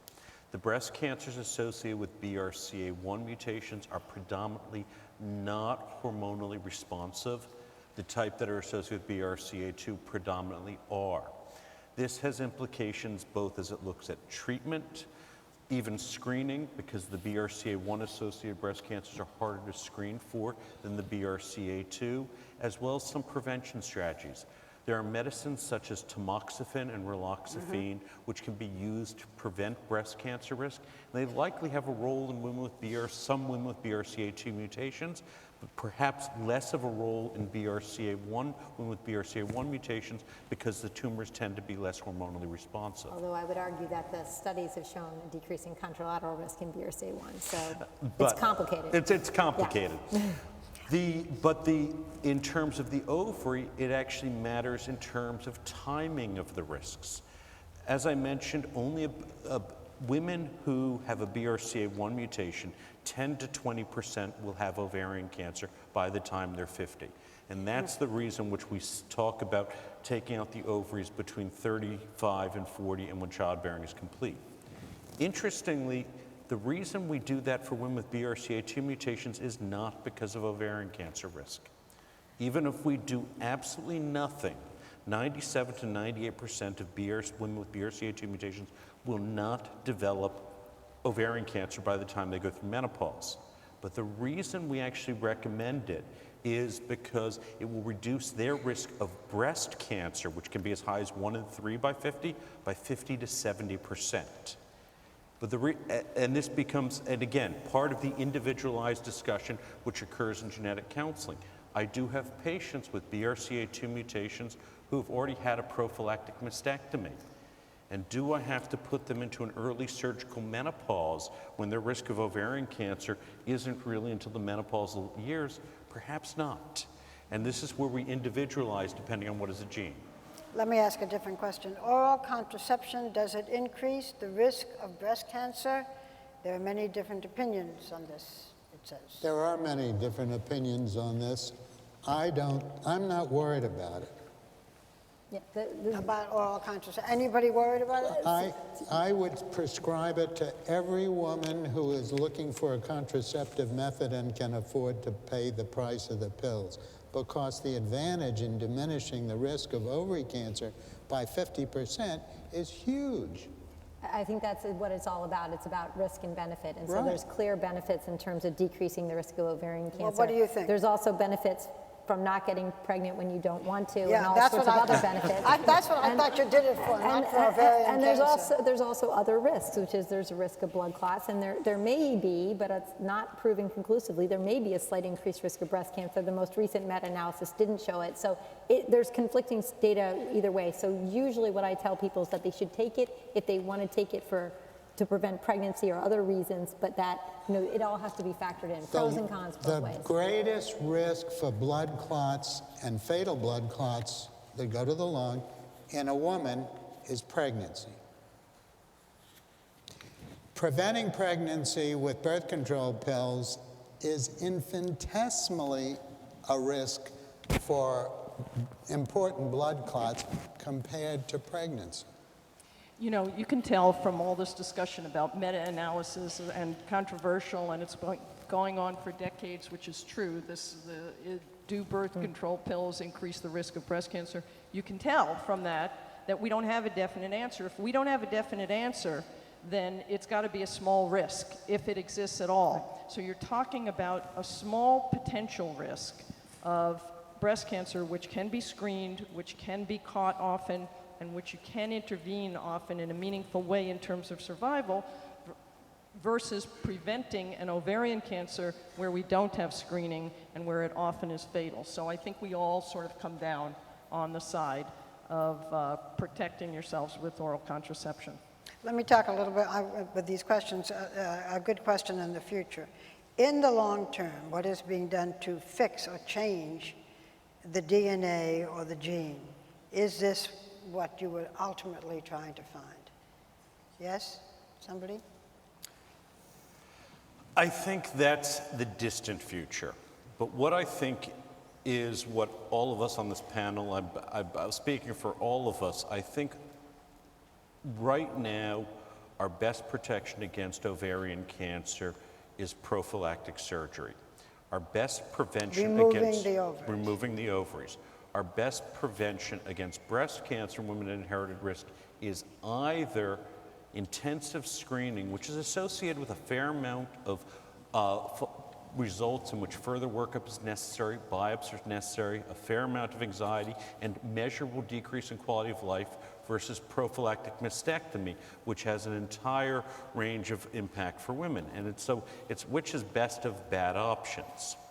Where I think is for something that we can learn, we've learned a great deal in the 19 years since BRCA1 and BRCA2 were identified. But if the best we have to offer 19 years from now is prophylactic surgery or these highly anxiety-provoking screening interventions, I think everyone on this panel is going to be very saddened. And that's where work of things like Bassler Foundation, Project Hope, OCRF, all the other representatives here are really working towards research in which we can come up with better screening strategies, better prevention strategies, medication approaches, and better stratification of risk. Right now, we say 50 to 85% of women will get breast cancer. Am I at the 50%? Am I at the 85%? Will it be in the 30%? Am I the 30%? Yeah. Can we do something to better stratify risk so women can make more intelligent choices and not be faced with what right now very drastic interventions? Right. And can we limit who needs those drastic interventions? That's what I you're assure you working that we on don't most? view the status quo as acceptable, and no one on this panel views what we currently have to offer as the end game. It's just where we are right now, and we know that can be in itself very beneficial, but we want to do better so that people don't have to face these choices of the surgery, because we know it has downsides, major downsides. Doctor, there's a question about pregnancy and its risk in BRCA carriers. If you have BRCA, if you have that gene or that mutation, do you avoid getting pregnant? If you're interested in avoiding transmission, that's one question. If you're worried that something is going to happen during the 9 to 12 months of pregnancy and its effects, that's a whole different story. There's something, are you talking about cancer when you talk about the Yes. something? Yeah. If it interferes with your screening and so forth. I don't feel that way. My personal view is that a decision for pregnancy should be that a woman should avoid pregnancy only if she's afraid of transmission. Now, the detection of genetically transmitted diseases by retrieving one cell from a 4-cell blastomere after conception is real and possible. And most of the Jewish genetic diseases can be diagnosed if the eggs are retrieved and, in fact, examined. And certainly the embryos can be examined when they're 4-cell creatures. And apparently putting them back into the uterus, if everything's okay, has not affected the character of the progeny. And there are very orthodox rabbis who demand that all of their worshipers who are going to marry go and get tested for the Jewish genetic diseases. And they advise them not to marry each other if they're going to have children, and they are all encouraged to reproduce because of their status. So I think that this is an ethical question as well as a biologic question. And I'm thumping on the answer because I think it's highly individualist. But I would point out that a lot of the sort of classic, if you will, Jewish diseases like Tay-Sachs and things are recessive, so you need 2 bad copies of those. This is autosomal dominant, where you only need 1 bad copy. I understand. And but just in terms of some of the marriage issues are a little different, because here it is a little different. But from a biologic standpoint, though, I mean, we tell people, get pregnant if you want to get pregnant. We'll screen around you. We'll work around that issue. And this issue of pre-implantation genetic diagnostics about whether or not you want to screen embryos for the gene mutation, as you said, very personal, very, that's a layer of conversation that's pretty intensive. You know, as you talk about this, I keep thinking of sperm banks and frozen eggs, and all. If we think we have a lot of problems now, wait till we start figuring what this is in terms of who has BRCA and what is it, and do you look for the, you're trying to find the perfect sperm. By the way, tell me about BRCA. What? I thought you wanted to know, if I had blonde hair and blue eyes. So there's a whole world of things. Well, this is why when we talk about pre-implantation diagnostics, we usually say things like, some people think it's great, some people think it's horrible. We're the messengers, the technology is available, and we're happy to discuss it because it's very loaded and people have very strong opinions about it. Yes. You have all been, I think, so interesting and so informative that I think I'll close, first of all, by thanking you. I can't imagine a better panel. Don't you think so?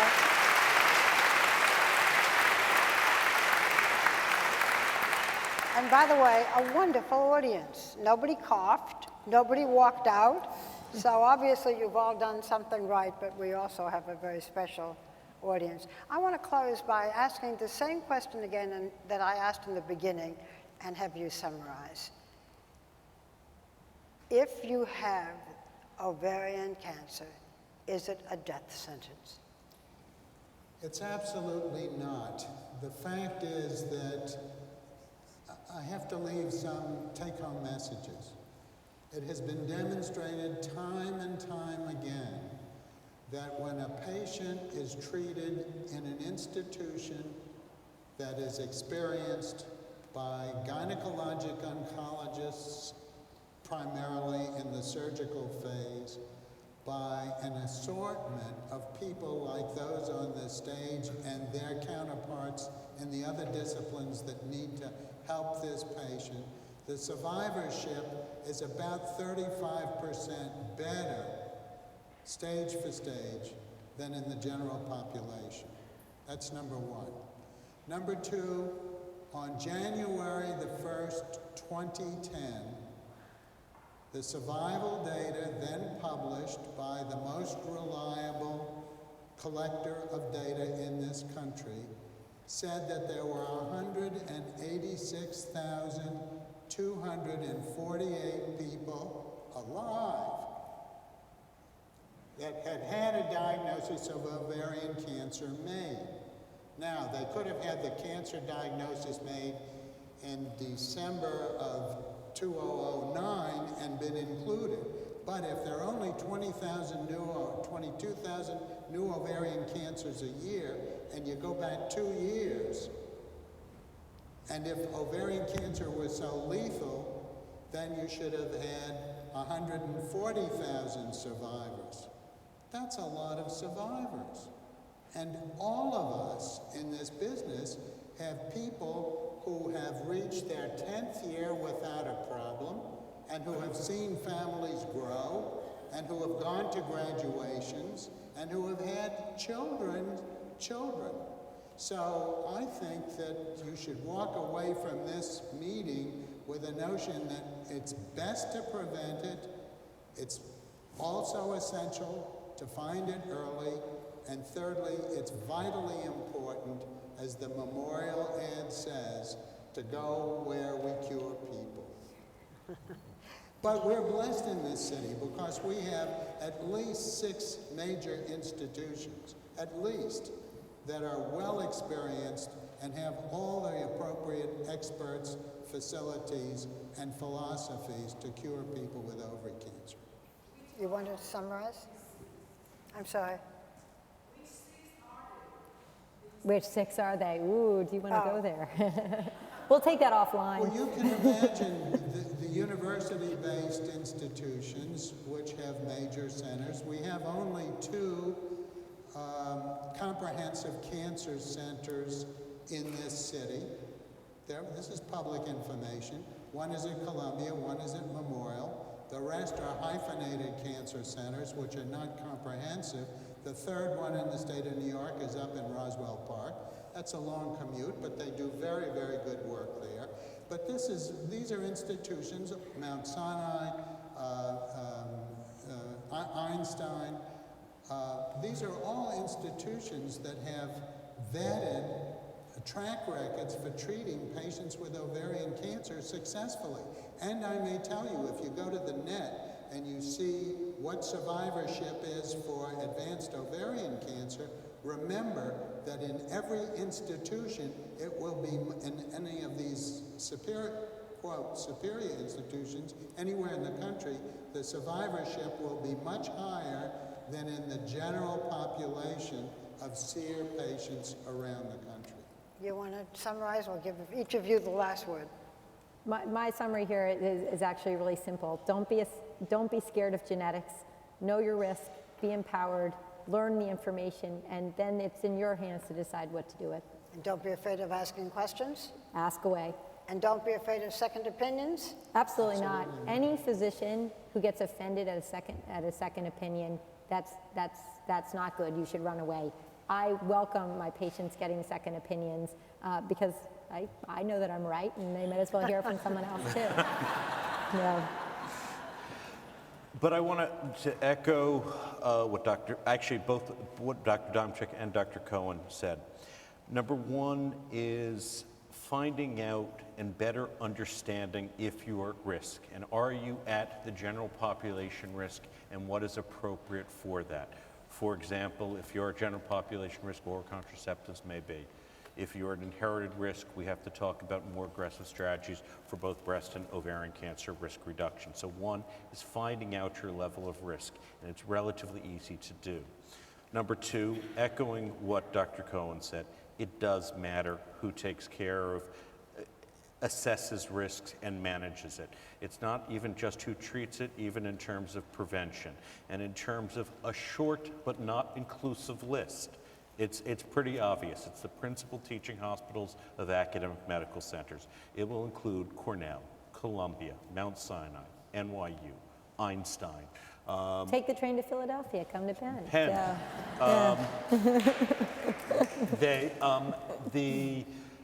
But it does matter. And for example, even when your gynecologist says, well, if you have a BRCA mutation, I can do your surgery. It's not just as important who your surgeon is, but as Sharon mentioned, that she had an unsuspected cancer. Stacy. It's Stacy. Stacy, sorry, I apologize. Stacy. She's locally from. Okay, Stacy, but as Stacy said, she had an unsuspected But how do you find ovarian this? cancer. Well, how you find that is, and we find that 4 to 5% of the time when we do a prophylactic surgery, you have to look at the entire ovary and fallopian tubes every 2 to 3 millimeters. And so it's important who the pathologist is. How do you find the big question, you don't go through who are the best doctors, and you look and your doctor's name is not there? Has that happened to you? And your doctor's wonderful? So how do you find this doctor? That's the reason which I'm saying. For inherited risk, which is still a relatively specialized, if you go to the major academic centers, no one picks their pathologist. but every one of the major teaching hospitals in New York, in Philadelphia, and in most major cities has academic medical centers where they have gynecologic oncologists, they have breast oncologists, they have gynecologic and breast pathologists who will look at this in a way that your community pathologist is not going to. More than your regular gynecologist, you should go to the gynecological oncologist. Yes, because it does matter. Well, I would echo everything that's been said up here, and I also want to say that, you know, this is a field that has changed more rapidly than any other field I've ever seen in medicine. And so I think you should take home the message that things are very hopeful. It's not just that we're understanding risk and prognosis and predictive values, but the genetics will very soon be very important in treatment, because we are developing targeted, what's called personalized therapy, where it's targeted specifically at your cancer. Much of that is already dependent on genetics of the tumor, and it will be more and more so. So I think the field is burgeoning. It's about to split wide open with, in fact, treatment. So it's a hopeful time. Are you talking about stem cells too? Stem cells, certainly. I mean, we are, I think this is, actually I want to talk to you afterwards about something you said, because this is something I think is very important. There are stem cells and pluripotent stem cells in the breast itself, and that will determine sort of what way an early change, molecular change in a breast cell goes. But there are also other genetic factors that are important. Well, this is, at least for my sitting here, having the ability to hear each of you so clearly, so informative. And I think, you know, we're in a temple. We've just passed the high holidays. I think we are blessed to have doctors like you. And I wish you all good health in this temple of worship. Good health. Thank you for being with us. Thank you, Doctor. Thank you so much. Thank you so much. Thank you.